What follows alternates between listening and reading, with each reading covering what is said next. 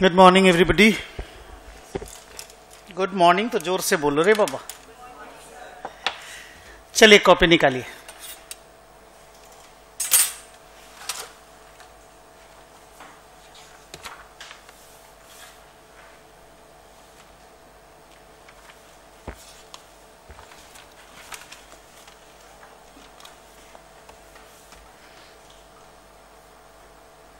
आज की क्लास ना थोड़ी छोटी लेंगे।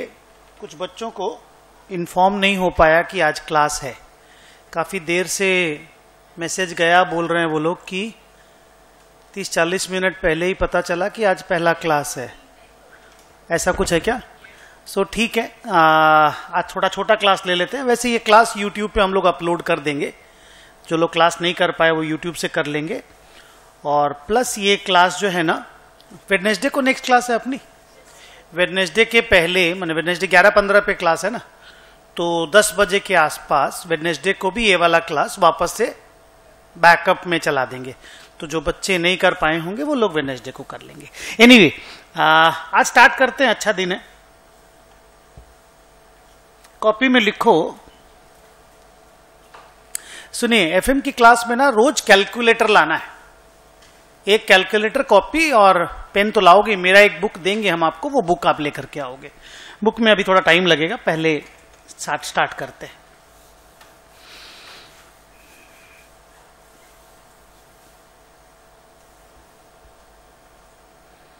एफएम के साथ इकोनॉमिक्स का एक पेपर है ना। एफएम 60 मार्क्स का पेपर है, इकोनॉमिक्स 40 मार्क्स का पेपर है।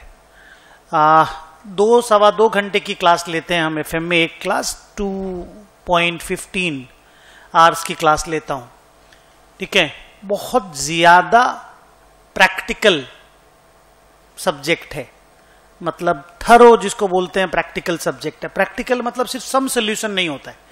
Practical means knowledge content wise it's a practical thing. जो रोज होता है ना, उन्हीं सब से रिलेटेड ये सब्जेक्ट बनाया गया है। बहुत पहले, 3-4-5 साल पहले समझ लो कि ये सीए इंटरमीडिएट के सिलेबस में नहीं होता था, सिर्फ फाइनल्स में होता था। उसके बाद इसको लाया।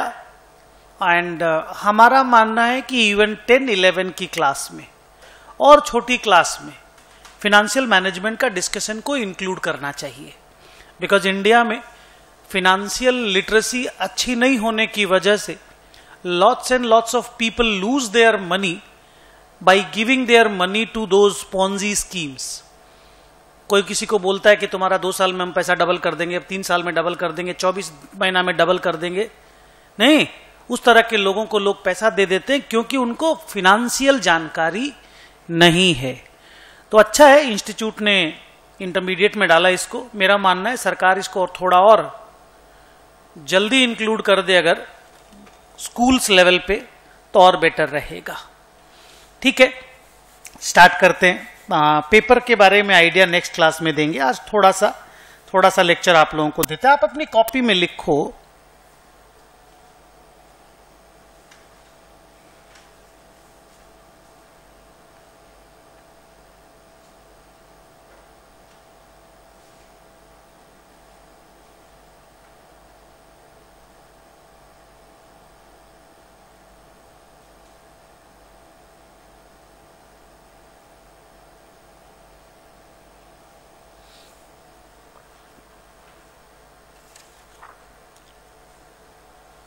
Scope and objectives of financial management. मैंने खाली ऑब्जेक्टिव्स लिखा है, तुम पीछे में स्कोप एंड वर्ड लगा दो।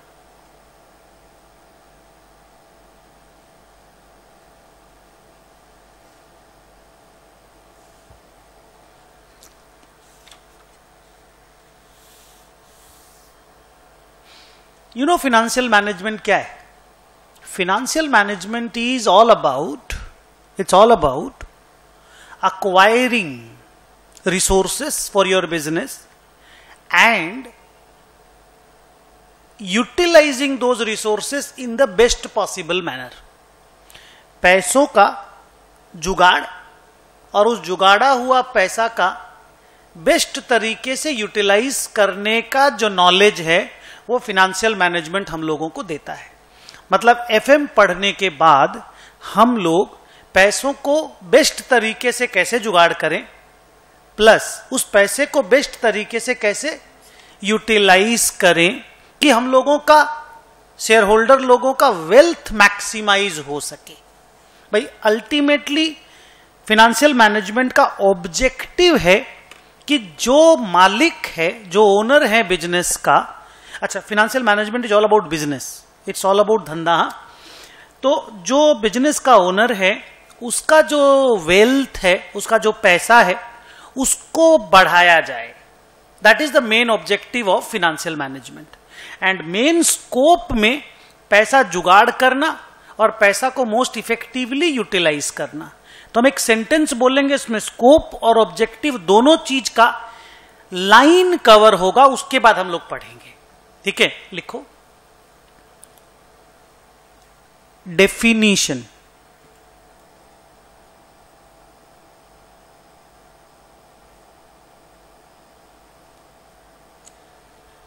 लिखिएगा financial management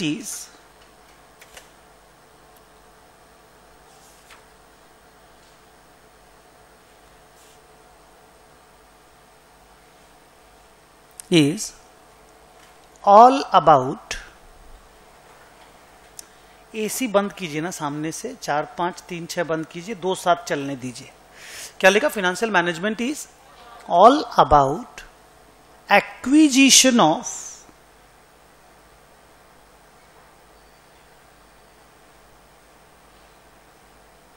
funds,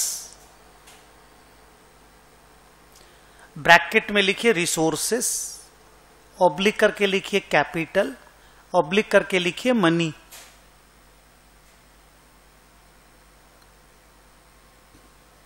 financial management is all about acquisition of funds and its utilisation.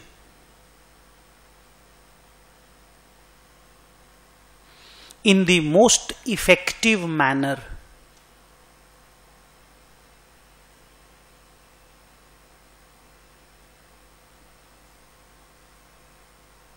with the objective of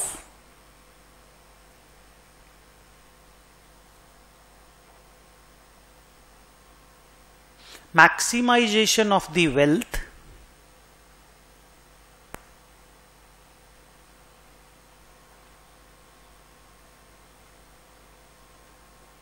of the share holders.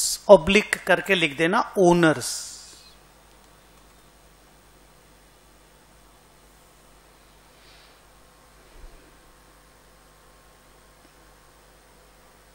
लिख लिए डेफिनेशन।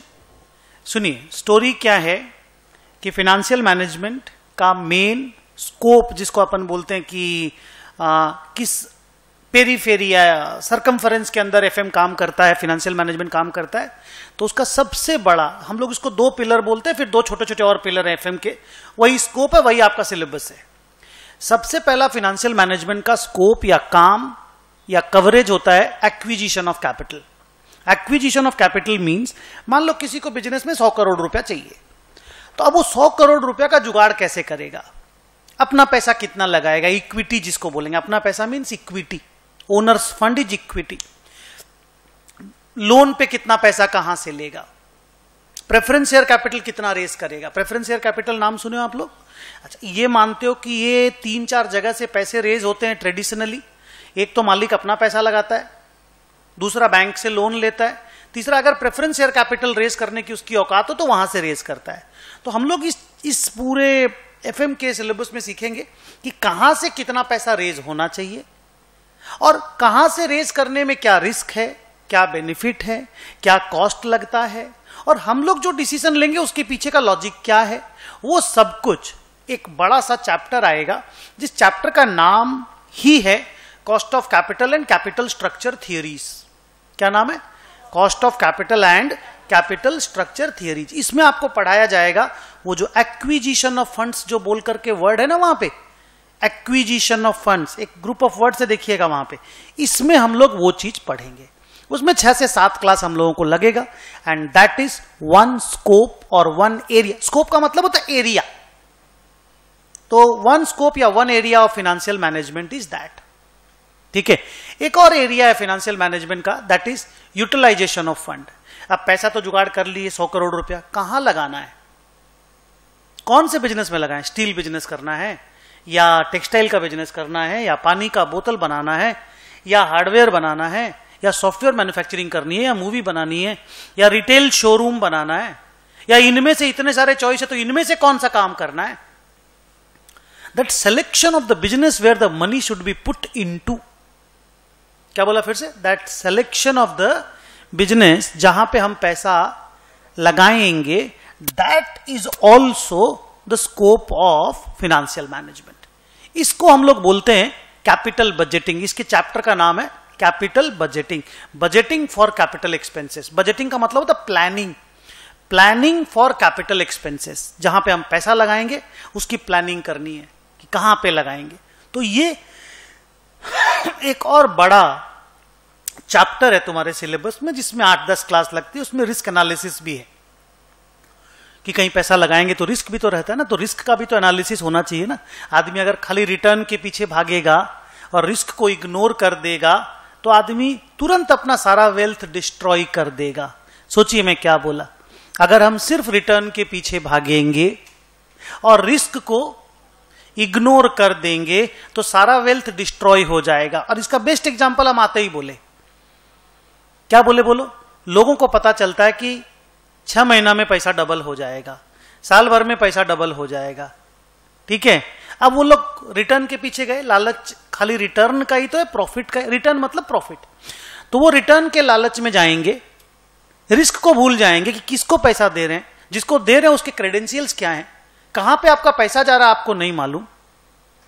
आपको HDFC बैंक को पैसा नहीं दे रहे हैं, आपको ICICI बैंक को पैसा नहीं दे रहे हैं, आप ऐसे लोगों को पैसा दे रहे हैं जिसको दुनिया पैसा नहीं देती, आप दे रहे हैं।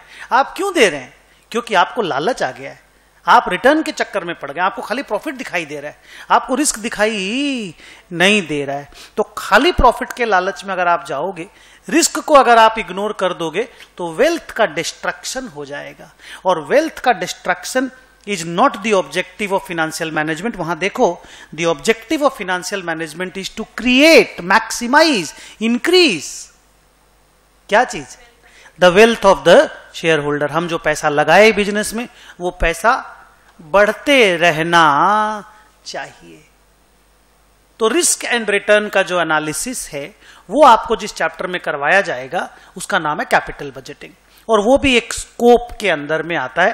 फाइनेंशियल मैनेजमेंट का 2 बड़ा बड़ा स्कोप है, one is acquisition of capital, one is utilisation of capital. और FM का एक ही ऑब्जेक्टिव है, and that is maximisation of the wealth of the share holders. लेकिन क्या फाइनेंशियल मैनेजमेंट का सिर्फ 2 स्कोप है? No, there are n number of more scopes of financial management, जिसमें कुछ नए स्कोप आपके सिलेबस में ऐड किए गए, कुछ स्कोप आपको फाइनल के लिए छोड़ दिए गए हैं। CA फाइनल में भी फाइनेंशियल मैनेजमेंट का एक पेपर है जिसका नाम है स्ट्रैटेजिक फाइनेंशियल मैनेजमेंट। तो कुछ चीजें आपको फाइनल के लिए छोड़ दी गई हैं। कॉपी में लिखो, paragraph number 2, scope of financial management.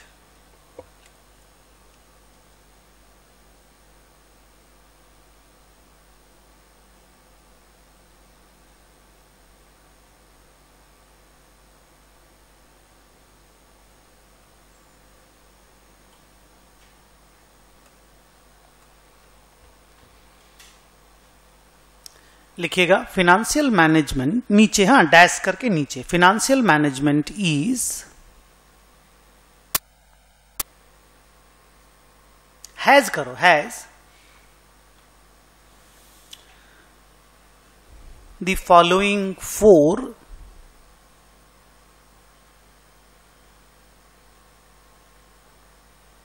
Activities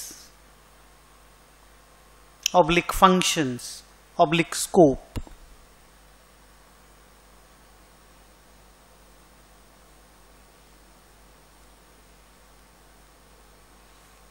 ABCD करके 4 स्कोप आप लिखोगे। 2 जो पहले लिखाएंगे वो मेन स्कोप है, 2 जो बाद में लिखाएंगे वो थोड़े कमजोर माने जाते हैं, but they are the scope also. And और फर्दर स्कोप्स जो हैं वो फाइनल में आपको पढ़ने मिलेंगे। ओके, नीचे लिखो A, acquisition of capital.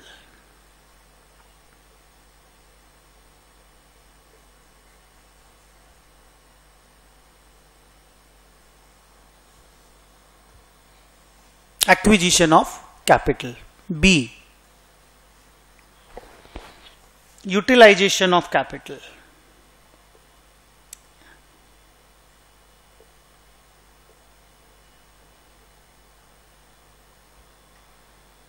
C, management of working capital.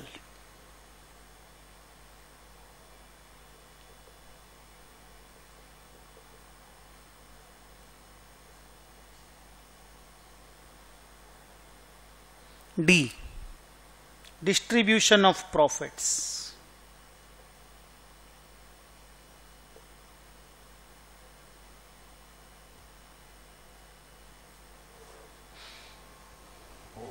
जानते हैं कि तुम लोगों को बोल रहा हूं कि पहले सीए इंटरमीडिएट के सिलेबस में ए, बी और सी सिर्फ 3 चीजें कवर्ड थी। अब चौथी वाली भी कवर्ड हो गई, जिसका नाम है डिस्ट्रीब्यूशन ऑफ प्रॉफिट। इस चैप्टर का नाम है डिविडेंड डिसीजंस। क्या? Dividend decisions. आप लोग बता सकते हो डिविडेंड का डेफिनेशन क्या है? किसको बोलते हैं dividend? Part of the profit which is distributed among the share holders by the company. देखिए, डिस्ट्रीब्यूशन ऑफ प्रॉफिट, नाम एकदम मैच कर रहा है आपके डेफिनेशन से, उसी को डिविडेंड बोलते हैं। तो डिविडेंड डिसीजन को लेकर के आपके सिलेबस में एक चैप्टर ऐड किया गया है सीए इंटरमीडिएट में, अभी लेटेस्ट एडिशन है। और मैनेजमेंट ऑफ वर्किंग कैपिटल का 5 चैप्टर है, जिसमें management of cash, management of inventory, management of debtors, overall management of working capital, financing the working capital, इसको लेकर के 5 छोटे छोटे चैप्टर्स है। So there is one big chapter, mind my words, क्योंकि स्कोप का मतलब होता है कवरेज एरिया, स्कोप का मतलब होता है एक्टिविटी, स्कोप का मतलब होता है फंक्शन, कि ये एक फिनांस मैनेजर इतना सारा काम करेगा। तो जो काम करेगा वही तो बच्चे लोग पढ़ेंगे ना, जो एफएम करता है, FM finance manager, FM financial management syllabus का नाम भी है। तो जब मैं एफएम ये काम करता है बोलूंगा तो फिनांस मिनिस्टर नहीं, finance manager of a corporate entity, ठीक है। तो वो ये 4 काम करता है। इसमें एक्विजिशन ऑफ कैपिटल का there is 1 chapter, utilization of capital का there are 2 chapters, 1 is capital budgeting, 1 is risk and return analysis. Management of working capital का 5-6 चैप्टर है, एंड डिस्ट्रीब्यूशन ऑफ प्रॉफिट का 1 चैप्टर है। तो ये पूरा scope is covered in various chapters. Scope का मतलब भी होता है कवरेज एरिया। तो ये आपका कवरेज एरिया है जो हम लोग पढ़ेंगे, ठीक है। नीचे लिखो, उसी पैराग्राफ में लिखना, 3 नंबर मत करना। इन दिस चैप्टर, ये जो पहला वाला चैप्टर है अभी जो मैं पढ़ा रहा हूं, इन this chapter we will cover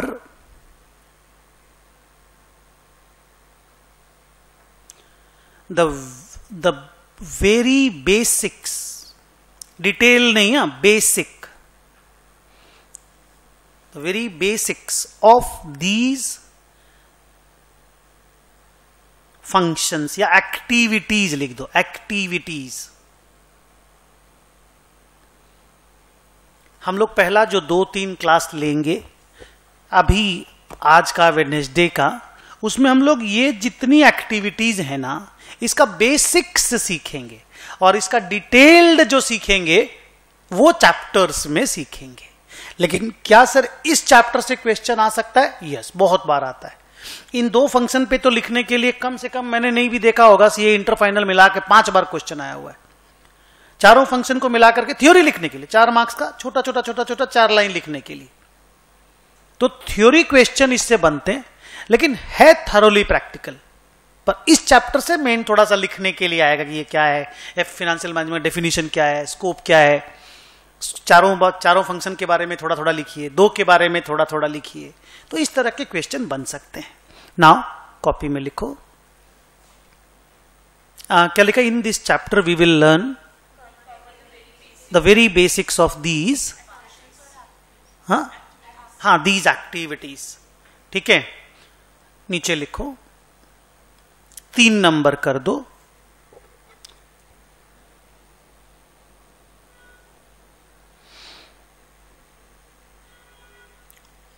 acquisition of capital.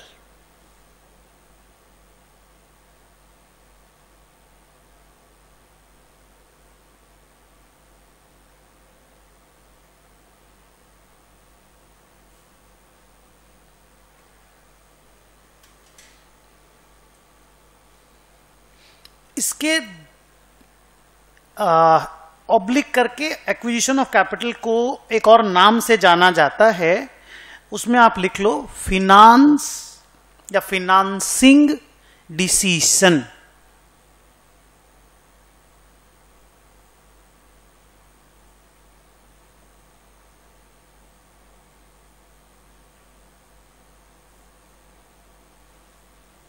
अब लिखो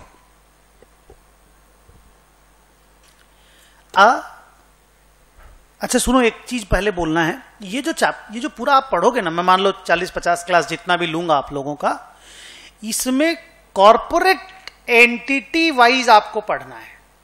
मतलब ये पूरा सिलेबस इस तरह से डिजाइन हुआ है कि the finance manager is managing a corporate entity. जैसे रिलायंस का मैनेजमेंट हो रहा है, या मान लो टिस्को का मैनेजमेंट हो रहा है, या मान लीजिए टाटा मोटर का मैनेजमेंट हो रहा है, तो कंपनी के मैनेजमेंट पॉइंट ऑफ व्यू से पूरा सिलेबस डिजाइन किया गया है। ये इंडिविजुअल पे भी एप्लीकेबल होगा, लेकिन पढ़ाई का जो वो है ना, मतलब एरिया, वो कंपनी वाइज डिस्कस किया गया है। कंपनी मतलब बड़ा फंड, बड़ा बिजनेस, बड़ा फिनांस, बड़ा इन्वेस्टमेंट, उस हिसाब से डिजाइन किया गया है। लेकिन इसका मतलब ये नहीं कि इंडिविजुअल इसको अप्लाई नहीं कर सकता है, आराम से अप्लाई करेगा। बट हम लोग जब पढ़ाएंगे आपको शुरू में बोलेंगे equity share capital, preference share capital, debentures, नहीं समझे? अब प्रोपराइटर बोलेगा तो प्रोपराइटर्स कैपिटल, नाम चेंज हो जाएगा, लेकिन पढ़ेंगे हम लोग कॉर्पोरेट एंटिटी को ध्यान में रखते हुए। लिखो, a finance manager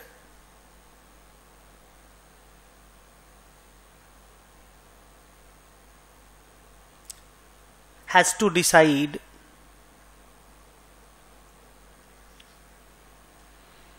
the quantum, QUANTUM, the quantum of funds. Funds means capital, means resources, means paisa. ठीक है? Quantum means amount. Quantum of funds needed for investment. And then it, ही कर दो, it नहीं, ही, फिनांस मैनेजर आदमी की तरह बात करेंगे। Then and then he determines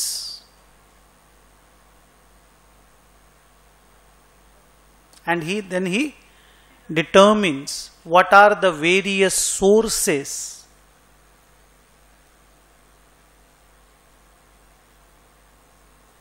from where the funds can be procured.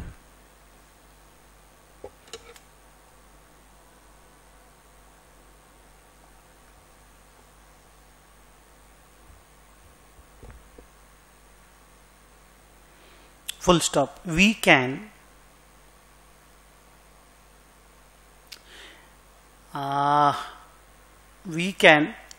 ऐसे लिखो,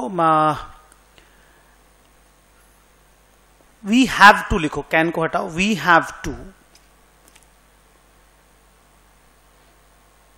follow the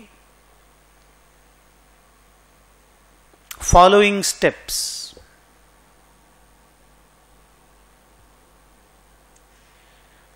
ये जो लेक्चर है ना बेटा, फिनांसिंग डिसीजन, जो जिसका बेसिक मैं आज आप लोगों को दे रहा हूं, आपको मैंने बोला बड़ा चैप्टर, डिटेल चैप्टर इसका अलग से आएगा। इसमें कुछ स्टेप्स हैं। उसमें पहला स्टेप है आइडेंटिफिकेशन या डिटरमाइनिंग, तुम लिखना थोड़ा देर बाद में, identifying various sources from where the funds can be procured. ये प्रोक्योरिंग फंक्शन है, जुगाड़ करना। हमको मान लो 100 करोड़ रुपए जुगाड़ करना है, 100 करोड़ रुपए एक बिजनेस में लगाना है। मान लो बिजनेस का नाम है टेक्सटाइल, टेक्सटाइल के बिजनेस में हमको 100 करोड़ रुपए लगाना है। तो हमको पहले ये पता करना पड़ेगा कि भाई कहां कहां से 100 करोड़ रुपए जुगाड़ कर सकते हैं। सोर्सेस क्या है? सोर्सेस मींस, सोर्स समझते हो ना, क्या होता है सोर्स? कहां, जहां से आएगा, मतलब सोर्स मतलब जहां से ये पैसा आएगा। तो अब आप बताइए, अगर मैं आपको बोलूं कि हिंदुस्तान में ट्रेडिशनली पैसे कहां से आते हैं एक बिजनेस करने के लिए? किसी का भी बिजनेस आप लोगों में से, या सब सर्विस सेक्टर में है? आप लोगों का बिजनेस है, कहां से पैसा आया बिजनेस करने के लिए? पापा का अपना पैसा है या बैंक का लोन भी है? दोनों है। और पापा का अपना पैसा भी जरूर होगा, इक्विटी जरूर होगा। तो आप अगर आज अपना पेरेंट का या फादर का जाके बैलेंस शीट देखिएगा, तो लायबिलिटी साइड में जो टॉप 2 आइटम होता है, वन इज इक्विटी जिसको प्रोप्राइटर कैपिटल बोलते हो, and another is bank loan जिसको आउटसाइडर्स कैपिटल बोला जाता है। तो ट्रेडिशनली हिंदुस्तान में 2 जगह से पैसे आते हैं, 1 bank, 2 own equity. Corporate world में 3 जगह से पैसे आते हैं, 1 ओनर्स इक्विटी जिसका नाम है, बोलो, कॉर्पोरेट एंटिटी में से इक्विटी शेयर कैपिटल। दूसरा डेट जिसको डिबेंचर्स भी बोलते हैं। डिबेंचर आपने सुना होगा नाम डिबेंचर्स का, बैंक लोन के जैसा ही है। बैंक से लोन लेते हो तो एक आदमी से डील करना पड़ता है, डिबेंचर से पैसा रेज करते हो, डिबेंचर इशू करके तो करोड़ों लोग तुम्हारे डिबेंचर होल्डर बन जाते हैं। But pattern of working of debenture and bank loan are same, idea एक ही है। बैंक लोन लेने से भी बैंकर को इंटरेस्ट देना पड़ता है, डिबेंचर होल्डर से पैसा रेज करने से भी डिबेंचर होल्डर को इंटरेस्ट देना पड़ता है। एन नंबर ऑफ ईयर्स के बाद पैसा लौटाना पड़ता है, बैंकर को भी जल्दी और डिबेंचर होल्डर को भी। तो हम जब लोन बोलेंगे तो उसमें डिबेंचर भी कवर होगा और बैंक लोन भी कवर होगा। हम लोग इसके लिए वर्ड बोलेंगे debt, DEBT। Debt means loan, loan means debenture also. Okay, copy में लिखो, ए करके लिखोगे, आइडेंटिफाइंग वेरियस सोर्सेस।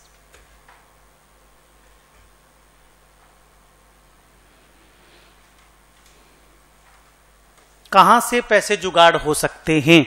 बिकॉज इसका, इस चैप्टर का नाम ही है, माने इस पर्टिकुलर टॉपिक का नाम ही है एक्विजिशन, तो पैसे जुगाड़ करना। तो ए में लिखो इक्विटी,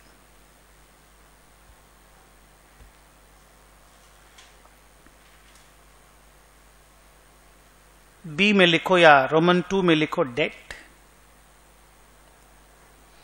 और 3 में लिखो प्रेफरेंस शेयर कैपिटल। यहां पे इक्विटी शेयर कैपिटल भी लिख सकते हो।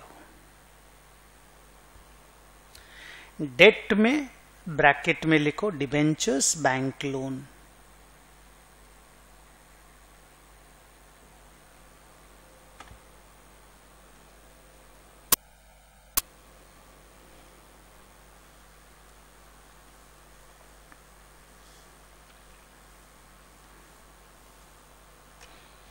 ठीक है।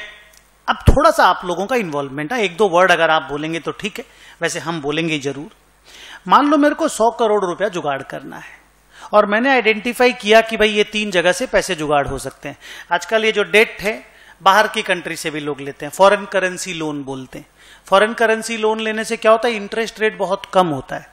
बाहर की कंट्रीज में, जापान में, जर्मनी में, लंदन में, यूएस में इंटरेस्ट रेट बहुत कम है। वहां पे 2%, 1.5%, 1% में लोन मिल जाता है, जो हमारे यहाँ 10%, 11%, 15% में भी नहीं मिलता है। वहां 1-1.5-2% में मिल जाता है। वैसे आपके क्रेडेंशियल्स होने पड़ेंगे कि आपको कोई लोन दे दे। ऐसे कोई भी टॉम डिक एंड हैरी जाकर के लोन मांगेगा तो नहीं मिलेगा। आपकी औकात होनी चाहिए, बैलेंस शीट में इतना स्ट्रेंथ होना चाहिए कि आपको लोन मिले। बट स्टिल बाहर की कंट्री में इंटरेस्ट रेट बहुत ज्यादा कम है, बहुत कम है। अब तुम बोलोगे सर अगर बहुत कम है तो बाहर से ही लोन ले लेते हैं। बाहर के लोन में एक रिस्क है, और वो रिस्क है करेंसी के रेट ऑफ एक्सचेंज का। अगर मान लो आप लोन तो ले लिए $1 करोड़ का, जब लोन लिए तो इंटरेस्ट रेट तो मान लो 2% ही है, लेकिन लोन लिए तो 60 रुपीज पर डॉलर का रेट था। 1 साल में लौटाना है, जब लौटाने गए तो 80 रुपया का एक्सचेंज रेट हो गया। सोचिए क्या होगा। घर में आया 60 करोड़ रुपया और वापस देना पड़ेगा 80 करोड़ रुपया। आप समझ रहे हो, साला 20 करोड़ इंटरेस्ट हो गया ना एक तरह से आपके तो, और प्लस जो इंटरेस्ट दिया अलग से 3% वो अलग। मान लो 3% इंटरेस्ट पे आपको लोन मिल गया था, तो 3 करोड़ रुपया माने 3% ब्याज का भी लगा। अगर मान लो मैं 1 करोड़ डॉलर पे ही पकड़ू, या मान लो 60 करोड़ रुपया पे पकड़ू, तो 1 करोड़ 80 लाख वो भी तो लग गया, और 20 करोड़ वो लग गया। आप हिसाब समझे, 20 करोड़ समझे कि नहीं, और 1 करोड़ 80 लाख समझे, तो 21 करोड़ लग गया। साला कौन सा 21% इंडिया में इंटरेस्ट रेट है? इंडिया में तो 10% में मिलता है। फंस गए ना। किस लालच से गए थे? बोलो, किस लालच से फॉरेन कंट्री से लोन लेने गए थे? कमती इंटरेस्ट लगेगा। फंस कहां गए? इंटरेस्ट तो कमती लगा, लेकिन एक्सचेंज रेट फ्लक्चुएशन की वजह से आप फंस गए। तो फिनांस मैनेजर का एक और स्कोप है, that is called treasury management. उसमें फॉरेन करेंसी मैनेजमेंट भी एक पार्ट है कि इन सब चीजों से अपने आप को कैसे बचाया जाए, इससे बचने का कोई तरीका है क्या, वो भी एक स्कोप है। लेकिन वो सीए फाइनल में कवर किया जाता है। वो पूरा चैप्टर फॉरेन एक्सचेंज बोल के एक पूरा चैप्टर है, वो सीए फाइनल में कवर किया जाएगा। हम लोग उसको बोलते हैं फॉरेन एक्सचेंज मैनेजमेंट। ठीक है, चलो तीनों लिख दिए तुम लोग, इक्विटी शेयर कैपिटल, डेट और प्रेफरेंस शेयर कैपिटल। तीनों का नाम आपने सुना है, जल्दी पास्ट टेंस में कभी ना कभी नाम आपने सुना है। गुड। नीचे लिखो B,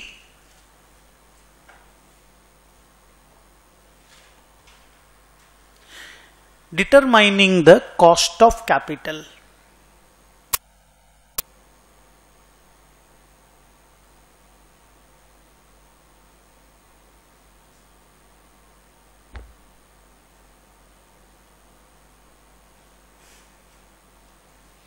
of individual sources।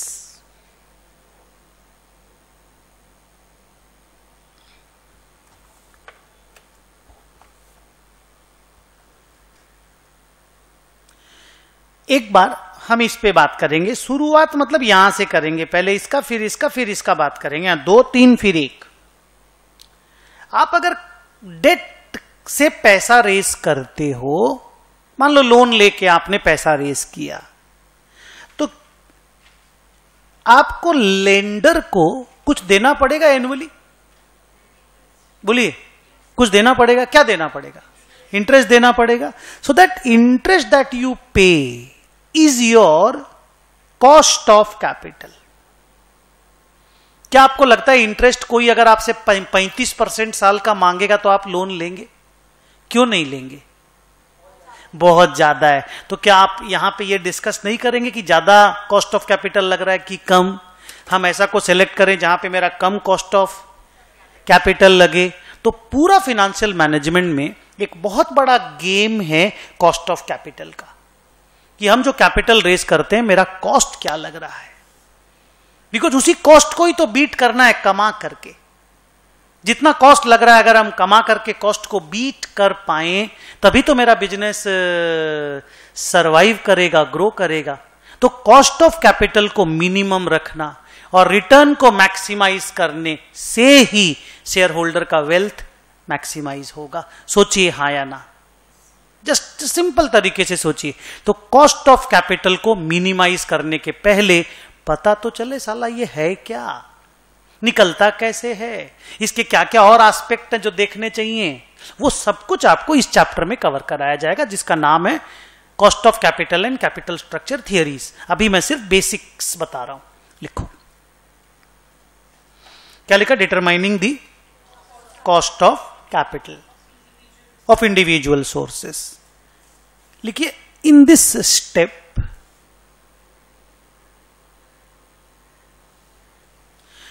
the annual interest and dividend payments together with their tax implications, interest and dividend payments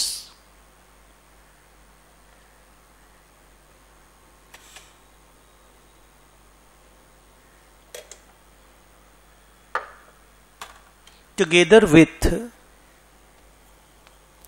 there tax implications, 2 ठो एसी चला दीजिए, क्या लिखा बच्चों? Together with their tax implications are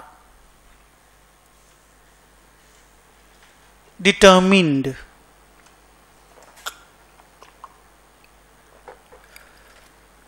एक बार यहीं पे रहने दोगे और थोड़ी देर बोर्ड पे देखोगे, ठीक है?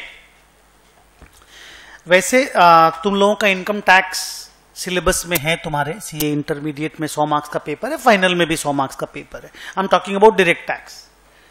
इंटर में डायरेक्ट और इनडायरेक्ट टैक्स मिला करके 100 मार्क्स है, फाइनल में डायरेक्ट टैक्स 100 मार्क्स है, इनडायरेक्ट टैक्स अलग से 100 मार्क्स का पेपर है। अभी हम आपको जो बोल रहे हैं ना, 90% आपको समझ में आ जाएगा। 10% आप लोग जब इनकम टैक्स का क्लास होगा तब आप इस चीज को देख के समझ पाओगे, ठीक है ना? जो हम बोलेंगे एक बार बिलीव कर लेना कि हाँ यही चीज इनकम टैक्स में भी सर लोग बताएंगे। जब मान लो हम डेट रेस किए, लोन, और मान लो हमने लोन रेस किया 40 करोड़ रुपया का, मान लो रेट ऑफ इंटरेस्ट है 12% का, मान लो टेन्योर है 5 इयर्स का। एक बार के लिए मान लेते हैं कि लोन लेने में हमको कोई ब्रोकरेज का पेमेंट करना नहीं पड़ा, हमको कोई सर्विस चार्ज देना नहीं पड़ा, हमसे बैंक ने कोई प्रोसेसिंग फीस नहीं लिया।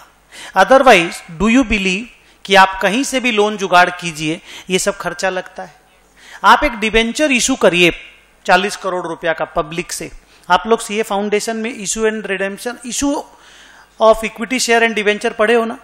तो आप लोग 2-3 तो लाइन बताइए। अगर हम डिबेंचर रेस करते हैं तो मेरे को प्रोस्पेक्टस प्रिंट करना पड़ेगा, बोलो जल्दी। उसके बाद एडवर्टाइजमेंट करना पड़ेगा पब्लिक के सामने, तब तो पब्लिक को पता चलेगा कि डिबेंचर हम रेस या इशू कर रहे हैं। उसके बाद अंडरराइटिंग वगैरह करानी पड़ती है, आप लोगों को मालूम नहीं होगा, मैं आपको बता रहा हूं, अंडरराइटिंग कराना पड़ता है। उसके बाद बैंकर अपॉइंट करना पड़ता है जो आपका पैसा कलेक्ट करेगा। इन सारा चीज में खर्चा लगता है। हम लोग उसको बोलते हैं इश्यू एक्सपेंस। क्या बोलते हैं? Issue expense. तो जितना ज्यादा इश्यू एक्सपेंस लगेगा उतना आपको डैश है, बोलिए नुकसान है, उतना आपका कॉस्ट, बोलना है बेटा, उतना आपका कॉस्ट बढ़ जाएगा। तो अगर टू मच इश्यू एक्सपेंस भी हुआ तो भी प्रॉब्लम है। साला 40 करोड़ रुपया रेज करने लगे, खर्चा ही लग गया 10 करोड़ रुपया, तो घर में आया ही 30 करोड़ रुपया, लेकिन इंटरेस्ट देना पड़ेगा 40 करोड़ पे। सोच के देखो, तेरा अगर 10 करोड़ खर्चा लग गया तो तेरा लगा ना, सामने वाले ने तो आपको 40 करोड़ का ही लोन दिया ना। आपका खर्चा लग गया मान लीजिए 6 करोड़, चलो 10 ज्यादा हो गया, 6 करोड़ लग गया, तो आपके घर में तो 40 माइनस 6 34 करोड़ ही आया ना। लेकिन आप तो इंटरेस्ट 40 करोड़ पे देंगे ना, तो आपका तो इंटरेस्ट का कॉस्ट ऐसे ही बढ़ गया ना। यूज करेंगे 34 crore 36 crore what ever, amount पे मत जाना, लेकिन ब्याज देंगे 40 करोड़ पे, तो अपना तो कॉस्ट वैसे ही बढ़ गया। तो issue expense is very important when you determine the cost of capital. ये चीज हम लोग उस चैप्टर में पढ़ेंगे, डिटेल है तो ये चैप्टर में पढ़ेंगे। लेकिन जस्ट थिंक कि कॉस्ट ऑफ कैपिटल का डिटर्मिनेशन कितना इंपॉर्टेंट होता होगा, क्योंकि वहीं से हमको बेंचमार्क रिटर्न मिलेगा, टारगेट रिटर्न मिलेगा कि मेरे को कमाना कितना पड़ेगा। नीचे लिखो, नीचे ए करके नहीं, ए नहीं, बुलेट पॉइंट बना के लिखना। लोन डैश करके लिखना, interest is to be paid. Loan heading हो गया, डैश करके आप लिख रहे हो इंटरेस्ट देना पड़ता है। अब इंटरेस्ट के साथ एक अच्छी बात है, अच्छी बात, बुरी बात तो यह कि देना पड़ता है, कॉस्ट है। अच्छी बात यह है कि इनकम टैक्स में बेनिफिट मिलता है। सर क्या बेनिफिट मिलता है? आपका टैक्सेबल इनकम कम हो जाता है, क्योंकि इंटरेस्ट को एक एक्सपेंस माना जाता है। मान लो सेल और परचेज से आप प्रॉफिट कमाए 10 करोड़, कितना? 10 करोड़, और इंटरेस्ट दिए 4 करोड़, तो 6 करोड़ पे टैक्स लगेगा, 10 करोड़ पे नहीं लगेगा। कुछ समझे?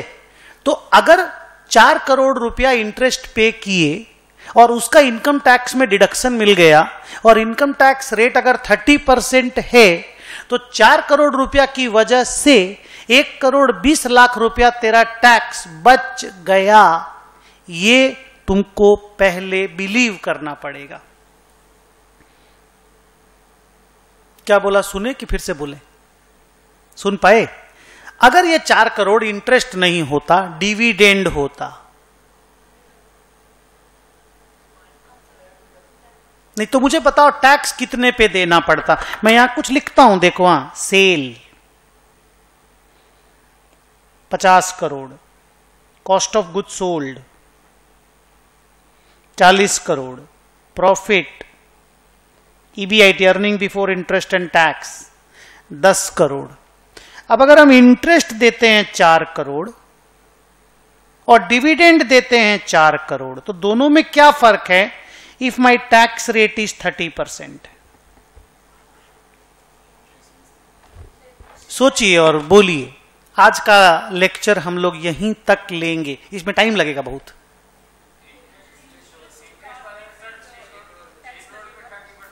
गुड, मतलब इंटरेस्ट पहले काटेंगे, 10 में से 4 माइनस करेंगे, तो 6 करोड़ पे टैक्स लगेगा। मतलब हम लोग जो गवर्नमेंट ऑफ इंडिया को टैक्स देंगे दैट विल बी 1.8 करोड़। बोलो कैसे? 6 करोड़ का 30%। लेकिन अगर वही 4 करोड़ हम लोन को इंटरेस्ट नहीं दे के प्रेफरेंस शेयर कैपिटल को डिविडेंड देते हैं। गुड, बोलो। अगर हम प्रेफरेंस शेयर होल्डर को डिविडेंड देते हैं टैक्स 10 करोड़ पे लगेगा 3 करोड़ रुपया। रुक जा, हाँ 4 3 7 तो चला गया अपने पास से, और वहां 4 और 1.8 ही गया था। तो 4 तो चलो कॉमन है, let's talk about that 1.8 and 3। तो वहां कितना करोड़ रुपया का डिफरेंस हुआ? 1.2। तो यही तो मैं उस वक्त बोला था। सर कब बोले? अभी बोला था कि 4 करोड़ अगर इंटरेस्ट देते हो ना, इंटरेस्ट देना दुखता है लेकिन उसमें टैक्स का बेनिफिट मिलता है। और बेनिफिट तो बता दिए ना, अभी मान गए कि नहीं बेनिफिट? हेलो, क्योंकि तुम छोटा बच्चा है ना, तुमको हमको पूरा एग्जांपल देके बताना पड़ा। देख वहां 3, वहां 1.8, कहां 3? बोलना है, बोलना है। जब हम डिविडेंड दिए थे 4 करोड़ का, और 3 नहीं 3 में ही तो डिविडेंड था, और 1.8 जब हम इंटरेस्ट दिए थे तो इंटरेस्ट का हमको डिडक्शन मिल गया, टैक्सेबल इनकम कम हो गया, टैक्स का कैलकुलेशन कम हो गया। तो इसको ऐसे बोला जाता है कि डिबेंचर का जो इंटरेस्ट होता है, बैंक लोन का जो इंटरेस्ट होता है, वो टैक्स बचा देता है। Interest saves taxes. क्या बोला? Interest saves taxes. और ये चीज तुम इनकम टैक्स के टीचर की क्लास में सीखोगे। वो लोग एक टॉपिक पढ़ाएंगे, profits and gains from business and profession. उसमें एक सेक्शन आएगा, सेक्शन 36(1).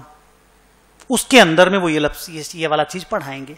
तो जब ये वाला चीज तुम पढ़ोगे तो तुमको और कॉन्क्रीट आइडिया हो जाएगा। अच्छा, अभी भी जो मैं बोल रहा हूं उस पर भी विश्वास जरूर हो रहा होगा, हाँ सर इंटरेस्ट तो ऐसा ही चीज है।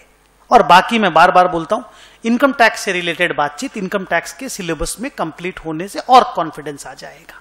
नीचे लिखो, लोन में नीचे नहीं, सामने डैश करके लिखो इंटरेस्ट, हाँ उसके डैश करके, सामने डैश करके, interest saves taxes. Loan dash करके लिखा interest is to be paid, dash करके लिखा इंटरेस्ट सेव्स टैक्सेस। फिर डैश करके लिखो सो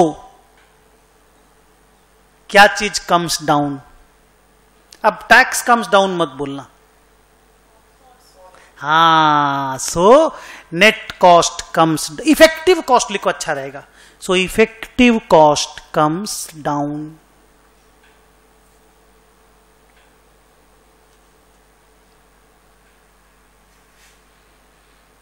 क्लियर हुआ बात? अब हमको एक तो ऐसे करके बोलो, 4 करोड़ जब इंटरेस्ट दिए, 1,20,00,000 रुपया का डैश हो गया। बोलो, 4 करोड़ जब इंटरेस्ट दिए तो 1,20,00,000 का टैक्स बच गया। बोलिए हाँ। तो इफेक्टिवली अपना कॉस्ट 2,80,00,000 लगा। बोलिए ना, अगर हम 4 करोड़ का इंटरेस्ट दिए और 1,20,00,000 बचा लिए कि नहीं, हमको बताओ ना यार। तो इफेक्टिवली 2,80,00,000 ही तो अपना लगा। इफेक्टिव पे जाएंगे ना जी। अब इसको मैं ऐसे बताता हूं, देख, 40 करोड़ का लोन था। लोन 10% इंटरेस्ट था, 4 करोड़ इंटरेस्ट आया, 30% टैक्स था, 1,20,00,000 रुपया टैक्स बचा, 2,80,00,000 रुपया इफेक्टिव हुआ।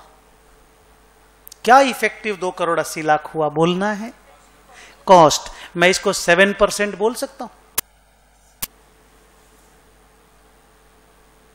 सर नहीं समझे, 7%। कोशिश कर। जो 10% था वो 10 नहीं है, 7 है। 10 तो इंटरेस्ट है, टैक्स बचने की वजह से 30% कम हो गया। 10% इंटरेस्ट सेव्स 30% टैक्सेस, तो effectively the cost comes down to 7%। 10 देते उसको जरूर है जिससे लोन लिए थे, उसको जरूर 10 देते हैं, लेकिन इनकम टैक्स में मोदी जी को कम देते हैं। तो मोदी जी को कम देने की वजह से मेरा तो इफेक्टिव कॉस्ट कम हो जाता है ना। तो इसके लिए जब हम वो डिटेल चैप्टर पढ़ाएंगे तब हम आपको ऐसे बोलेंगे, देखना। हाँ, ये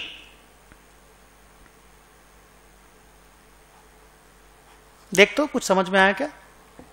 ये सिंबल है कॉस्ट का, कॉस्ट ऑफ डेट बोलते हैं।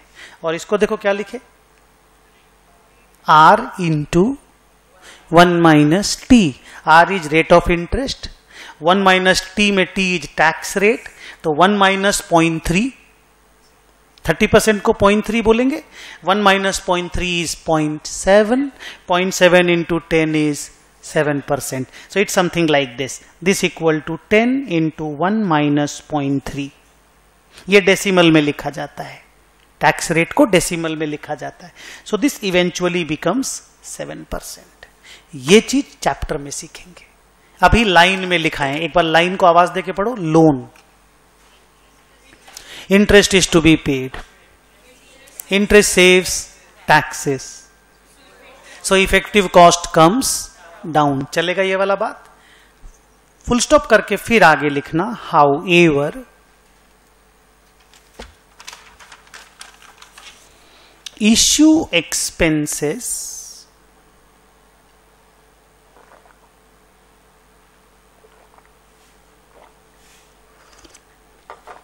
also increases cost.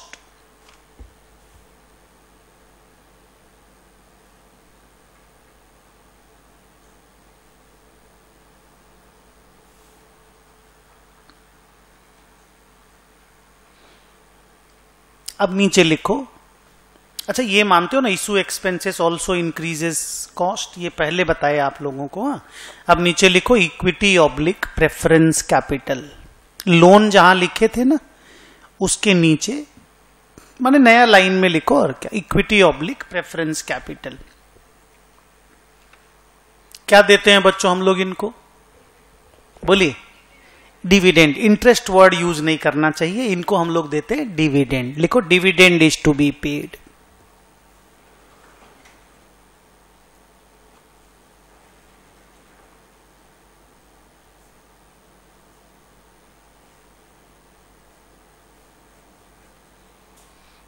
डिविडेंड की क्या प्रॉब्लम है?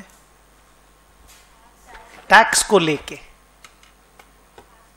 इट डज नॉट, हाँ, it does not save taxes. लिखो, इट डज, इट माने dividend, dividend does not save taxes.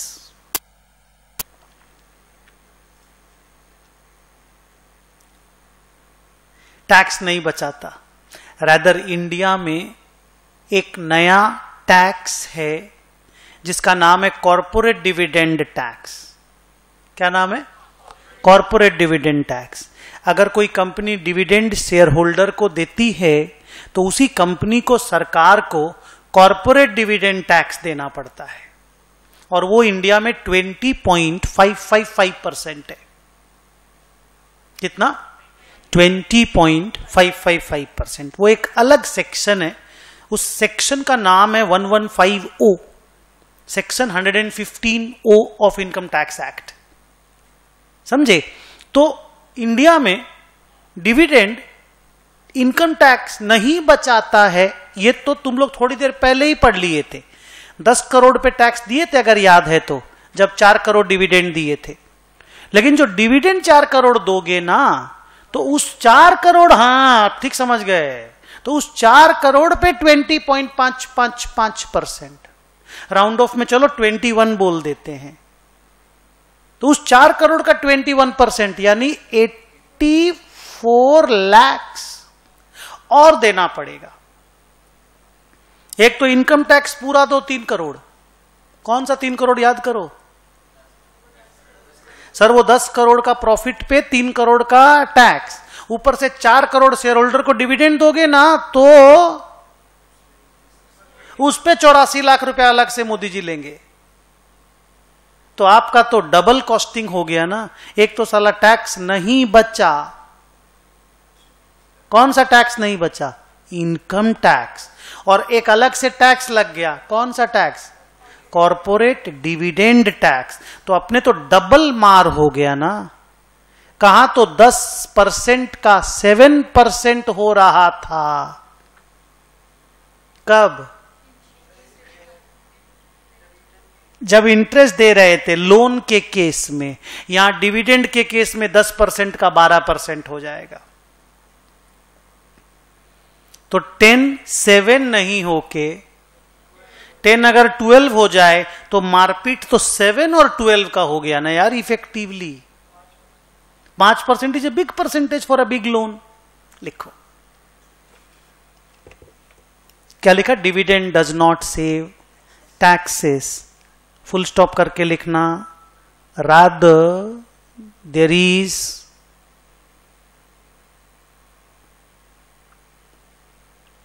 a new tax called corporate dividend tax,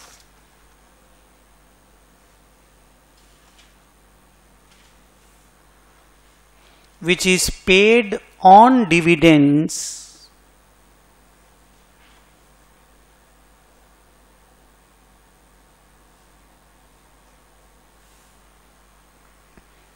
at the rate 20.555%। अच्छा, हम ना class में 20% करके बोलेंगे ताकि कैलकुलेशन इजी रहेगा। एग्जाम में 20.555 ये फाइनल रेट है इंडिया में, ये आज के दिन का यही रेट है। हम पढ़ाने में 20 बोलेंगे। ऐसी बातचीत में थोड़ा बातचीत जल्दी जल्दी करना पड़ता है। तो अब मान लो 4 करोड़ का अगर मैं डिविडेंड पे किया, 20% अगर मेरा डिविडेंड टैक्स लगा, 80 लाख लगा, तो मेरा इफेक्टिव पेमेंट बढ़ गया कि कम हो गया? बोलो जल्दी। बढ़ गया। और इंटरेस्ट के केस में क्या हुआ था? कम हो गया था। कैसे बोलना है? सर पेमेंट किए थे 4 करोड़, सेव कर लिए थे 1.2 करोड़, सेव बचा लिए थे, तो इफेक्टिवली देना पड़ा था 2.8 करोड़। क्या आप ये पॉइंट समझ पाए एकदम अच्छा से? तो कौन दोनों में कॉस्टली है, कौन दोनों में चीप है? नाम बोलना है। इंटरेस्ट और डिविडेंड नहीं बोलना है, लोन और कैपिटल बोलना है। बोलो। लोन चीप है, लेकिन इक्विटी और प्रेफरेंस कैपिटल एक्सपेंसिव है, महंगा है। नीचे लिखो, ठीक उसके नीचे, लोन इज चीपर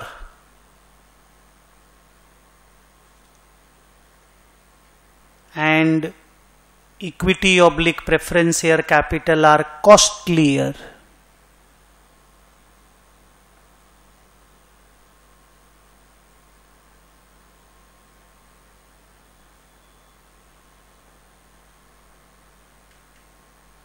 ठीक है. अब मेरे को एक बात बताओ, अगर ऐसा है, एक नया लेक्चर, इससे निकलता हुआ एक नया लेक्चर, उसी में अगला पॉइंट बनेगा अपना. अगर ऐसा है तो फिर आदमी equity capital preference capital raise ही क्यों करता है? खाली लोन लेके धंधा कर लो, लोन तो सस्ता है. लोन में क्या प्रॉब्लम है? अगर सस्ता है तो सब कोई लोन में भागेगा ना.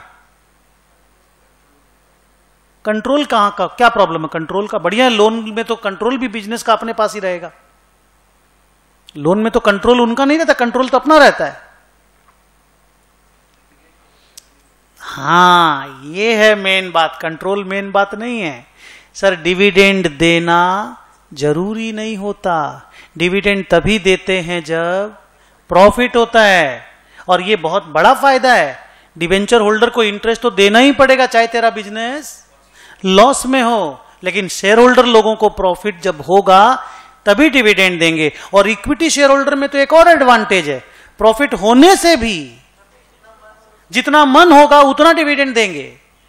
ये नहीं कि 4 करोड़ रुपए डिविडेंड देंगे ही देंगे. प्रेफरेंस शेयर होल्डर को तो फिक्स्ड रेट से डिविडेंड देना पड़ता है, लेकिन इक्विटी शेयर होल्डर को तो जितना अपना मन करे उतना दे सकते हैं. इवन प्रॉफिट होने से भी नहीं भी दे सकते हैं. बोलिए, पूरा रिटेन कर सकते हैं. आपको मालूम है ना ये वाला चीज? तो अब इसका क्या एक एडवांटेज फील नहीं हो रहा है? डिबेंचर कहने को तो सस्ता लग रहा है, लेकिन डिबेंचर में रिस्क ज्यादा है. बताओ कैसे? कंपनी को लॉस में भी इंटरेस्ट देंगे. साला लॉस तो खुद कैसे संभालेंगे और इंटरेस्ट फिर उसमें कैसे देंगे? दिक्कत होगा कि नहीं लॉस के केसेस में? तो डबल वैमी है ना. एक तो लॉस, ऊपर से इंटरेस्ट देना है, फिर रिडेम्पशन के वक्त रिडेम्पशन भी करना पड़ता है. लोन रीपेमेंट करने का टाइम आता है. इक्विटी शेयर कैपिटल में रीपेमेंट करने का टाइम नहीं आता है, क्योंकि वो परपिचुअल इंस्ट्रूमेंट होता है. जब तक कंपनी है तब तक इक्विटी चलेगा, पर लोन तो 10 साल 5 साल में बाद वापस देना है. तो कहने को लोन सस्ता है, पर लोन रिस्की है. आप आज भी देखिए ना, जो लोग लंदन में बैठे हैं, विजय माल्या, किस वजह से? लोन की वजह से कि इक्विटी की वजह से? लोन की वजह से. लोन रीपेमेंट नहीं कर पाया. जितने लोग अभी जेल जा रहे हैं या जाएंगे, जैसे भूषण स्टील वाला जेल में, लोन इंटरेस्ट पे नहीं कर पाया, लोन रीपेमेंट नहीं कर पाया. तो that is a crime. Equity वालों को तो बोल सकते हो प्रॉफिट नहीं हुआ नहीं देंगे, लोन वाले को कैसे बोलोगे?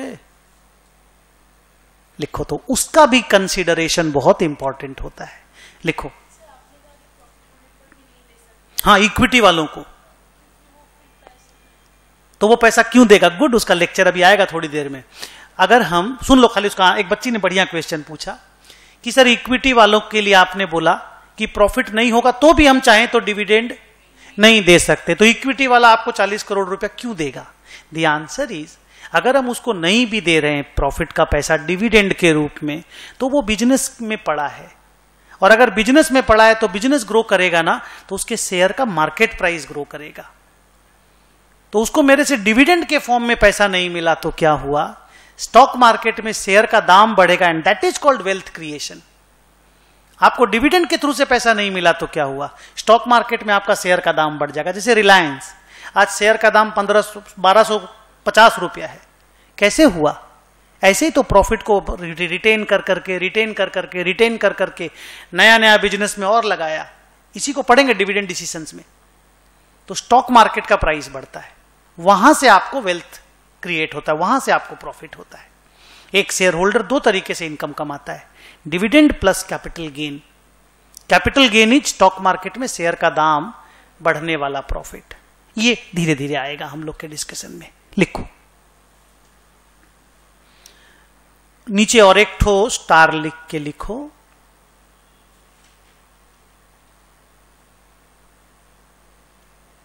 इशुइंग डिबेंचर या taking loan. Issuing debenture oblique taking loan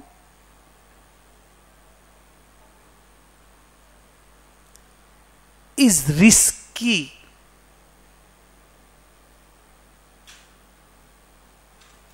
As interest is to be paid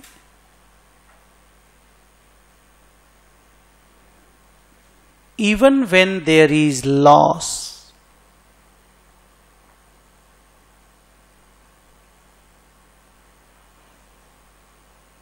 full stop.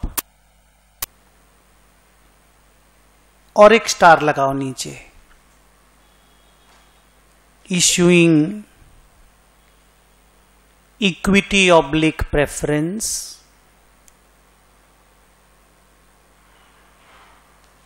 is little safe, is a little safe, as dividend is to be paid only when there is profit.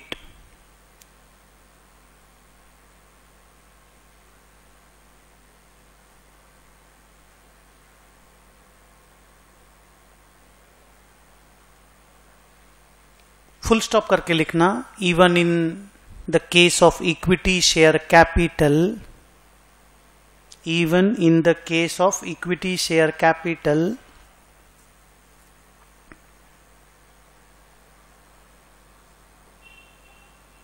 the company may not pay dividends even when there is profit.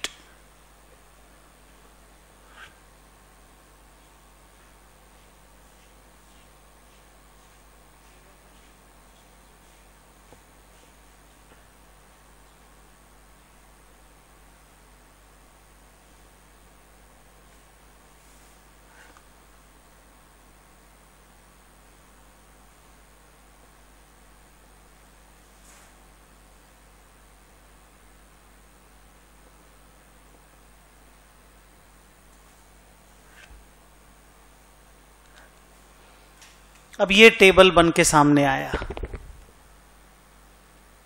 Date cheap है पर risky है. Equity costly है पर safe है. अब ये जज करना तुम्हारा काम है, एक फिनांस मैनेजर का काम है. इसको लिख लो.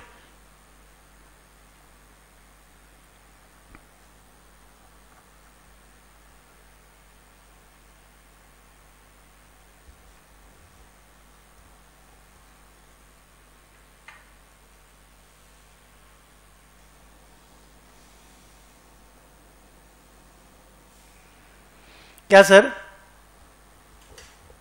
सेफ्टी इंपॉर्टेंट है कि नहीं है?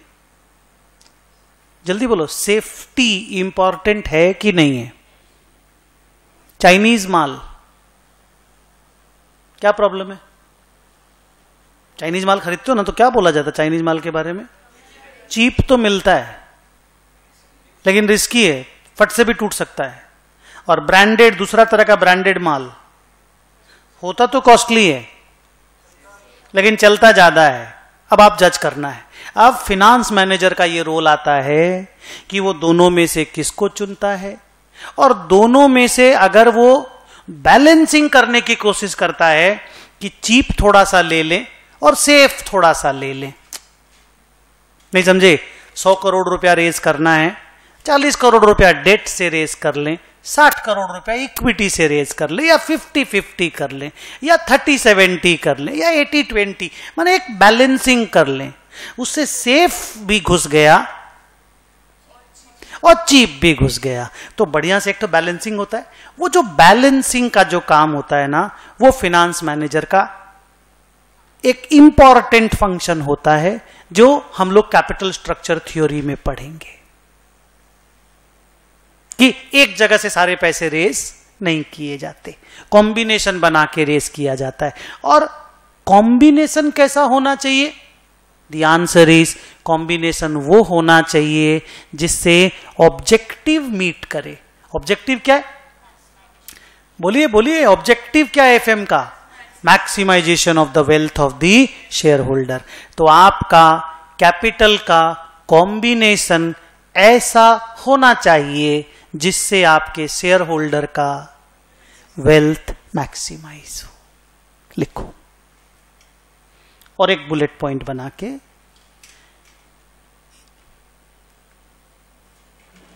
The finance manager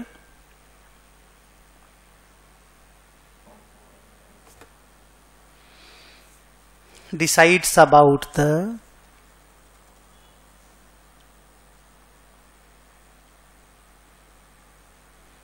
best capital mix। Capital mix मतलब डेट और इक्विटी का बेस्ट कॉम्बिनेशन कौन सा होगा, विच मैक्सिमाइजेज the wealth of the shareholders, which maximizes the wealth of the shareholders। अच्छा बच्चों, यहां पे एक बात बताना, थोड़ा बहुत अगर आइडिया हो तो, नहीं आइडिया हो तो मैं जो बोलूंगा वो सुन लेना। क्या चीज इश्यू करने से, दोनों में से क्या चीज इश्यू करने से बिजनेस पे अपना कंट्रोल कम हो जाता है? कैसे? डेट इशू करने से तो लोन वालों को तो इंटरेस्ट पे करना है, उसका थोड़ी अपने बिजनेस पे कंट्रोल है। कंट्रोल तो इक्विटी इशू करेंगे तब ना डाइल्यूशन होगा। मान लो मेरे बिजनेस में मेरा पैसा लगा हुआ है, हम ओनर हो गए, अब मान लो और इक्विटी इशू करके और भी ओनर लोगों को ले आए, तो डाइल्यूशन ऑफ कंट्रोल कब होता है? हाँ, जब इक्विटी से पैसा रेज करते हैं। डेट से पैसा रेज करेंगे तो कंट्रोल डाइल्यूट नहीं होता है। तो अगर आप इसको में कंट्रोल वाला लाइन भी ऐड करना चाहें डिस्कशन में, ऐसे हम लोगों को क्लास में वो लेक्चर इतना इंपॉर्टेंट नहीं है, फाइनल में है वो, हाँ, बट कहां पे भी डोंट लूज कंट्रोल, कहां पे भी lose control over our business. Debt में we don't lose control. Last में एक तो और अगर बन सके बॉक्स तो बना दो, नहीं तो अलग से एक स्टार बना के नोट लिख दो। अलग से बना दे क्या, कि यहां पे हो जाएगा? तो लास्ट में लिखना, लास्ट की तरफ।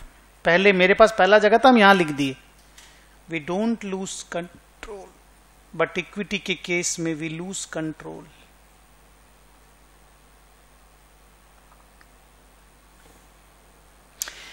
ये तुम्हारे सिलेबस के लिहाज से इतना इंपॉर्टेंट नहीं है।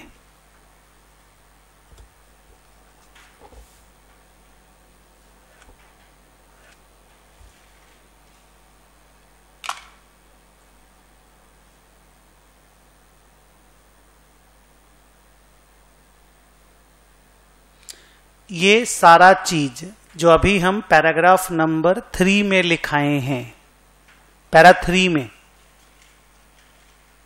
पैरा 3 का हेडिंग क्या दिए? Acquisition of capital. उसमें जितना भी चीज लिखाए हैं ये सब का एक चैप्टर है। अभी हम आपको सिर्फ बेसिक्स बताए हैं। These are simply basics. Detail discussion will come in a separate chapter.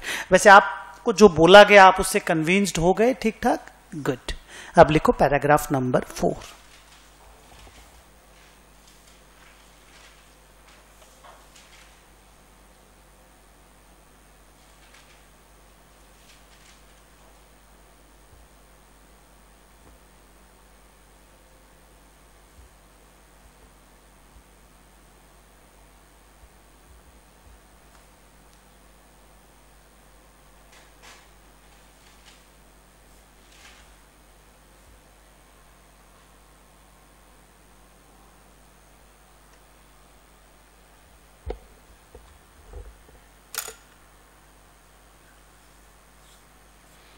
ये जो स्टेप है जिसका नाम है क्या?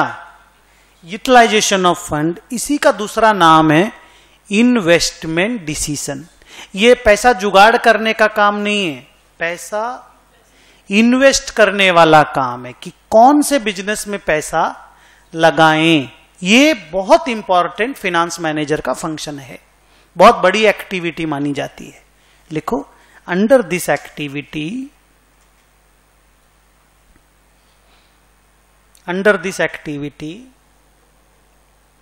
a finance manager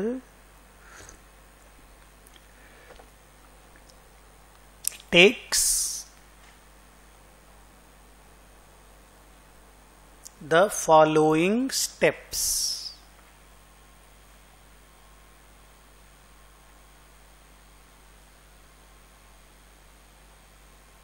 नीचे लिखो, पैराग्राफ नंबर कितना दियो बेटा? 4. हाँ, 4 का ए, आइडेंटिफाइंग वेरियस बिजनेस अपॉर्चुनिटीज।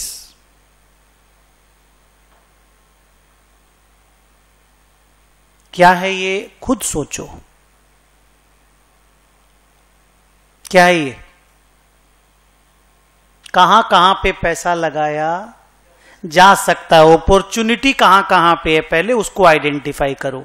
मान लो एक एफएम बोला, एफएम फिनांस मैनेजर, वो बोला टेक्सटाइल का बिजनेस किया जा सकता है, वो बोला कार मैन्युफैक्चरिंग हो सकती है, वो बोला सॉफ्टवेयर का बिजनेस हो सकता है, वो बोला हार्डवेयर का बिजनेस हो सकता है, वो बोला रिटेल में पैसा लग सकता है, रिटेलिंग, स्पेंसर, पेंटलून टाइप्स। अब उसके पास 5 बिजनेस अपॉर्चुनिटी है, तो पहले पता तो करो कि भाई साहब कहां कहां बिजनेस में अपॉर्चुनिटीज हैं, नाम तो पता करो। ये पहला स्टेप। दूसरा स्टेप होता है इन सारे बिजनेस में कितने पैसे लगेंगे, उसको बोलते हैं outflow.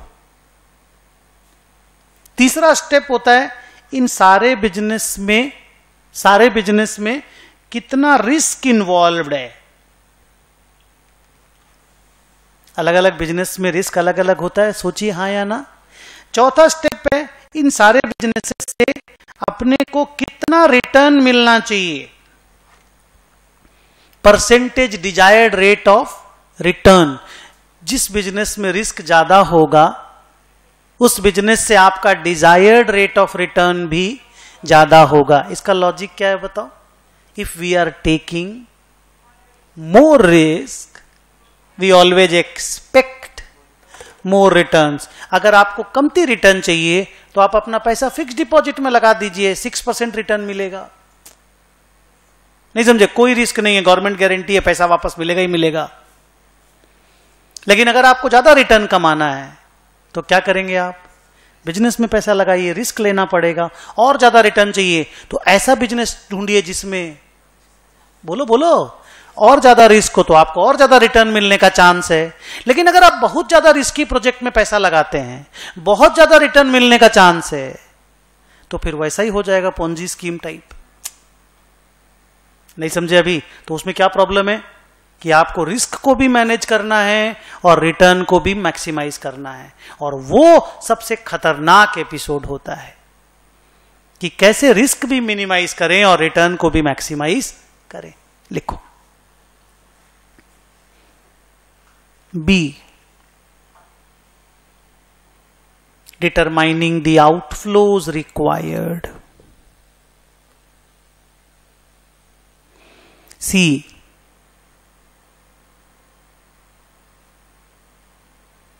determining the risk involved.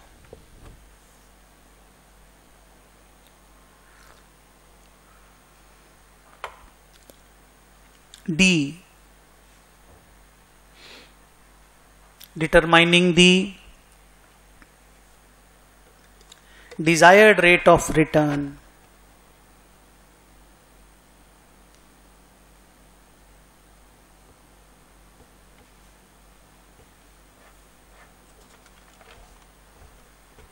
एक बार हमको फिर से बोलिए, सिंपल मैं आपके सामने रखता हूं डेटा। मान लीजिए अल्टीमेटली 5 की जगह मेरे पास 2 ही अपॉर्चुनिटी था, one was textile and one was retail. Textile was less risky and retail was more risky. say किस बिजनेस का डिजायर्ड रेट ऑफ रिटर्न ज्यादा होगा, किस बिजनेस का डिजायर्ड रेट ऑफ रिटर्न कम होगा? रिटेल का ज्यादा होगा। तो मान लो रिटेल में मैं रिस्क ज्यादा ले रहा हूं तो मेरा डिजायर, चाहत, रिक्वायरमेंट, एक्सपेक्टेशन 20% का है। ये 20 कैसे निकलता है, निकलता कैसे है, इसके लिए अलग से एक चैप्टर है, how to determine the desired rate of return.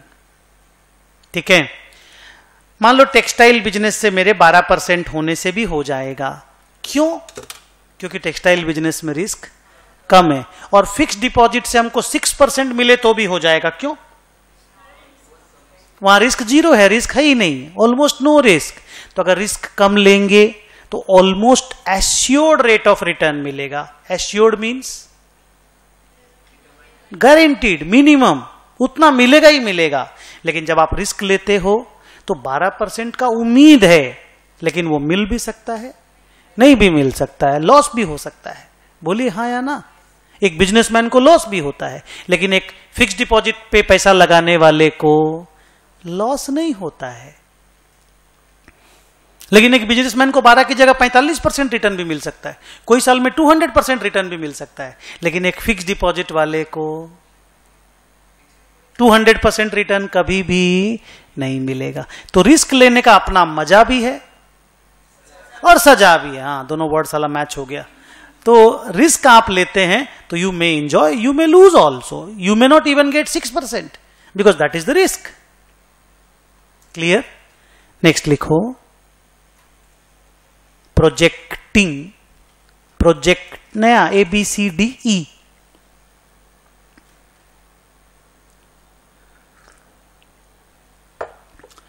The inflows, inflows profit जिसको आप बोलते हो, इनफ्लो हम लोग बोलेंगे, फ्रॉम ईच बिजनेस।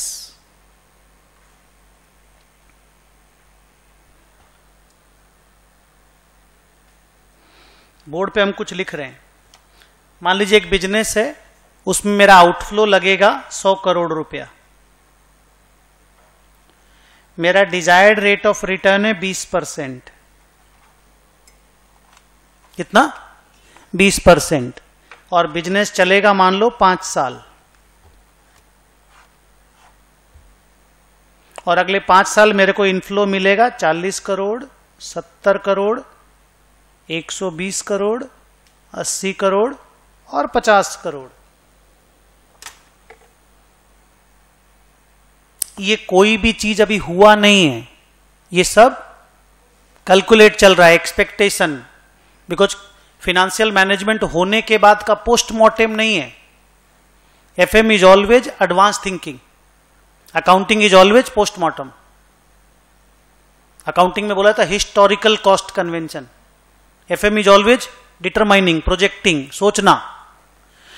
100 करोड़ रुपए एक बिजनेस में लगेगा, 20% का डिजायर्ड रेट ऑफ रिटर्न है क्योंकि बिजनेस थोड़ा ज्यादा रिस्की है, और 5 साल में ये इनफ्लो मेरे को मिलने वाला है, एक्सपेक्टेड है, सब कुछ एक्सपेक्टेड है।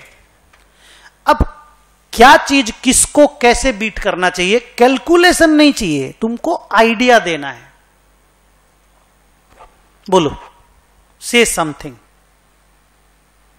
क्या चीज चेक करने से हो जाएगा? आउटफ्लो और इनफ्लो को कंपेयर करके अगर ये पता चल जाता है कि मेरा 20% का जो डिजायर्ड रेट ऑफ रिटर्न है वो हमको मिल जाएगा या उससे ज्यादा मिलेगा, तब हमको इस बिजनेस में आगे तुमको बोलना है, पैसा लगाना चाहिए। मतलब your inflow should be capable to beat your outflows and you must get your desired rate of return. मतलब your actual rate of return should be, बोलो, more than your desired rate of return, तब जाकर के आप पैसा लगाएंगे। लिखो F,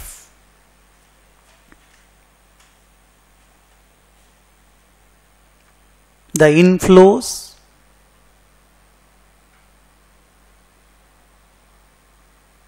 should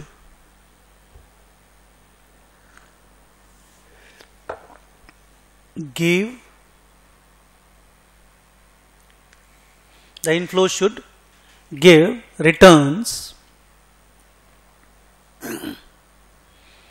more than the desired rate of return.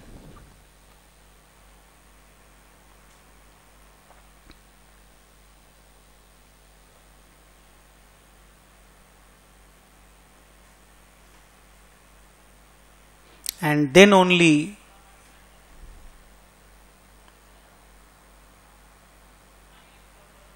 we will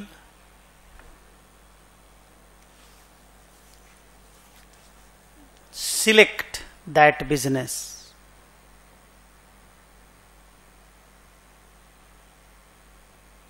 Then only we will select that business. अब इधर देखो, मान लो ये बच्चों इधर बोर्ड पे देखो, ये क्या था 100 आउटफ्लो, माने बिजनेस में इतना पैसा बोलना है, इन्वेस्ट करना है. ये क्या था डिजायर्ड रेट ऑफ रिटर्न. और ये इतना ज्यादा क्यों है, 6% क्यों नहीं है, क्योंकि इस बिजनेस में रिस्क ज्यादा है. और ये अगले 5 साल बिजनेस चलेगा. ये 5 साल के क्या फिगर्स हैं, इनफ्लो, जो प्रॉफिट आएगा ये वो वाला फिगर है. अब इस इनफ्लो और इस आउटफ्लो को हम कंपेयर किए, कंपेयर करके हमने देखा कि रिटर्न इज कमिंग 36%. सर कैसे किए, वो पढ़ाई कैपिटल बजटिंग में पढ़ाएंगे, वो डिटेल वाला लेक्चर है. अभी ऐसे ही बोल दिए हम 36, निकाल के नहीं बोले, ऐसे ही. अगर ये आंसर 36% आया तो आप क्या बोलेंगे, बोलिए. हाँ, क्यों, because the business is going to give us 36% and we are desiring only 20%. So this business is going to meet, हाँ बोलो, going to meet our desired rate of return, rather it is going to beat our desired rate of return. Means we are going to get much more than what we desire. कोई movie देखने जाते हो, एक तो expectation लेके जाते हो और मूवी उससे ज्यादा अच्छा निकल जाता है, यू फील मोर हैप्पी, तेरा रिस्क लेना अच्छा हो गया. लेकिन फिर वही रिस्क लेते हो, कोई मूवी देखने जाते हो और ठग्स ऑफ हिंदुस्तान का जैसा निकल जाता है, वहां पे नुकसान होता है. और बाहुबली देख लेते हो, मान लो बाहुबली में पहला दिन पहला शो देखने गया, मुझे मालूम नहीं था कि कैसा मूवी है, किसी को भी नहीं मालूम था उस पर्टिकुलर टाइम पे कि ऐसा मूवी है. देखे तो लगा साला ये तो 1000 रुपया लेता तो भी चलता, ये तो अजीब ही टाइप का मूवी बना दिया. Thugs of Hindustan, Amitabh Bachchan, Aamir Khan,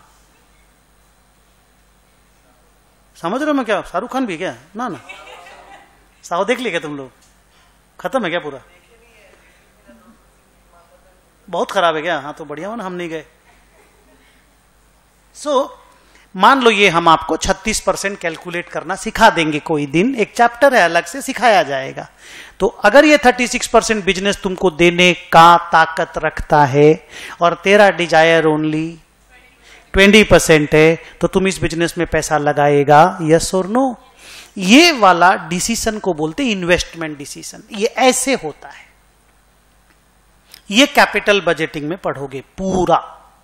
entire lecture will be learned in capital budgeting. वही अगर ये सब कैलकुलेट किए और आंसर आया 16%, ये इनकम, ये इन्वेस्टमेंट, ये इनफ्लो, ये आउटफ्लो, परसेंटेज में निकला 16%. कमा तो रहे हैं, क्या प्रॉब्लम है सर, कमा तो रहे हैं लेकिन जितना डिजायर है उससे कम है. एक बच्चा एग्जाम दिया, 12 मार्क लाया 100 मार्क का पेपर में, कोई बोला मार्क्स तो लाए हो, अरे 40 से कम है, फेल हो गए हैं. कोई बच्चा 65 लाया, वो भी दुखी हो रहा है, नहीं समझे, वो एक्सपेक्ट किया था कि मेरा 85 आएगा, 85 से कम है, वो दुखी होएगा. क्लियर है, तो भी आपको हां बोलना चाहिए. क्यों, जितना चाहते थे उतना मिल गया तो खुश हो. ये जो तुमने अभी क्वेश्चन पूछा, ये कैपिटल बजटिंग का क्वेश्चन में डिस्कस होगा. अच्छा, आज की क्लास हम लोग इतने में ही खत्म करते हैं. आज 1 आवर 30 मिनट्स, 1 आवर 30 भी नहीं, 1 आवर 15 मिनट्स का हम क्लास लिए. वेडनेसडे को हम लोग इस क्लास को कंटिन्यू करेंगे. ठीक है, आज थोड़ा सा छोटा क्लास लिए। Thank you. समझ में आया? नया चीज था, थोड़ा सा डिफरेंट था, सब ठीक ठाक था। चलो नेक्स्ट डे मिलते हैं।